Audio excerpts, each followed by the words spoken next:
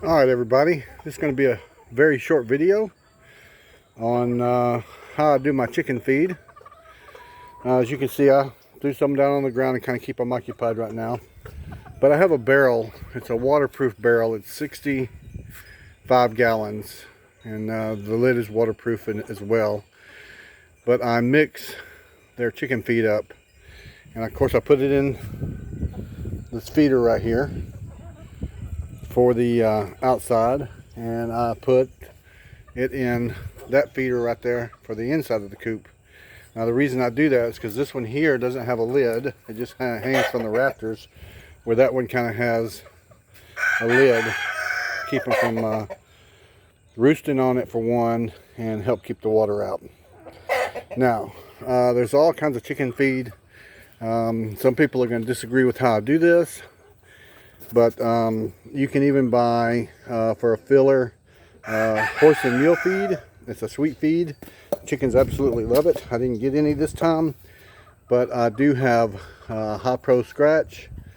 I have Chops, which is corn. The High Pro is with sunflower seeds and stuff like that. And I have laying pellets. And I have some new Scratch. And I have Grower. High protein grower. And how I do it is, now that they're grown, when they're babies I don't give them nothing but the grower. But when they're like this, I mix everything up.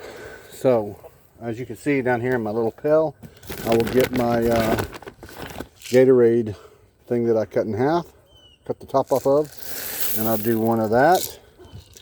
Come over here, grab a Chops, put the Chops in there. It's time consuming. And I'll get some laying pellets, put laying pellets in there, and I'll get some of the new Scratch. They like this stuff here. I'll put that in there, and also the grower. High protein helps them to lay eggs. And we have not had a molting season this year at all. And I think it's because of the way I've been feeding them. They have been laying even through all the freezes that we had. And I'll get that filled up, kind of mix it up a little bit, pour it into that thing there, fill that thing up. And so when I'm ready to feed, I just got to unscrew the lid and throw some on the ground and fill their feeder up. Keep their waters full and clean.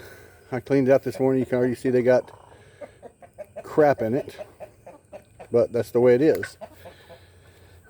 We throw fruit and vegetables out here for them. You can see the upside down watermelons. I can assure you they're clean on the other side. We'd gotten some watermelons that weren't quite ripe yet and didn't taste very good, so I brought it out here to the chickens and they ate it down to the core. Lettuce, we'll throw lettuce out here. Bread, any food leftovers that we have from the counter or from the kitchen, we'll throw out here, and that's including crawfish shells, crab shells, old egg shells. They crush them all up and they will eat it. Chickens will even eat fried chicken. If you throw fried chicken out there, or baked chicken, they will eat it down to the bone. So I guess they don't know that it's chicken, but they love it. You see some of the white hens that I have black on their backs. It's because my pen has still got mud in it from all the rain and the ice and the freezes that we had. And the roosters jump on them and they get them all muddy. So as soon as we have summer hit, the spring, and we ain't getting all the rain, I'm going to raise all this up level. I'll kind of show you on my chicken run and how I come about it real quick. I'll try to keep this video really short, but these are dog runs. If you go over and look at Frogfoot Holler's pins, his is I think basically the same thing, dog runs. And I have a little shaded area for him over here, and I have two canopies, one I built and one that came with the dog runs. And just finding them on Craigslist or individuals selling them because they don't have dogs anymore, and you can get them fairly cheap. They're about $100 a panel. If you buy each panel, they're 6 foot by 10 foot panels. And Home Depot or Lowe's are around $100 a piece. And I think I got this whole run. They're 10 foot long, so I have 10, 20, 30, 40, 50 feet of run. 10 foot wide. And they're chicken coop. And that was the old chicken coop there. It got too small for what we had. And again, I'll talk about the door again. I have an emergency door in case this one ever stops. But that one there, it's an automatic door. It opens at 6 a.m. and closes at 7 p.m. when it gets dark. That's an old doggy door. You have to manually open and close. So in case we ever have an emergency and that one's not working or what have you, I can always open that one. They can get in and out that way. I just have to move the ramp over. Their chicken coop now is one of those 10 buildings from Harbor Freight. 8 foot by 10 foot building. And I'll show you all right quick how the inside looks. That is their run. And I have a space here. I've put chicken wire up there to keep the things out. I got to finish going all the way down with the chicken wire, but I'm going to go ahead and put another tarp that covers over here, across here, and over here, and I will just put a bar there to for the gap, so it'll give them more shaded area, because in Texas down here it gets extremely hot.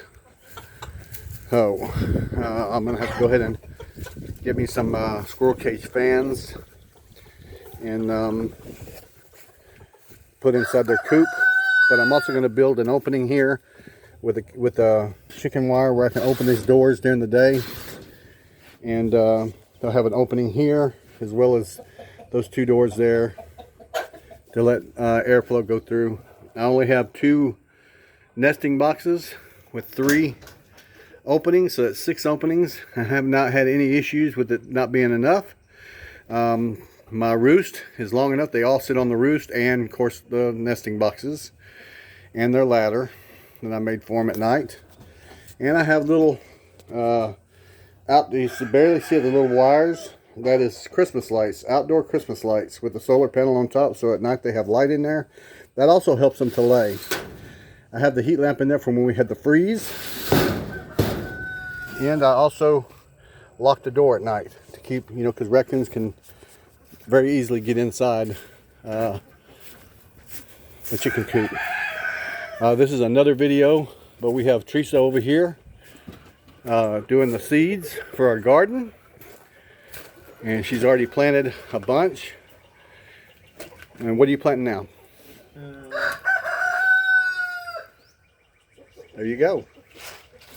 They're all marked. And she has these are radishes here. I gotta mark them. all these marked.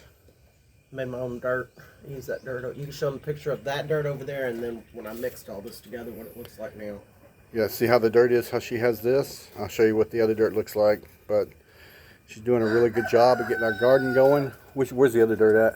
In those bags. Oh, in the bags? What it looked like, and then yeah. what that looks like in the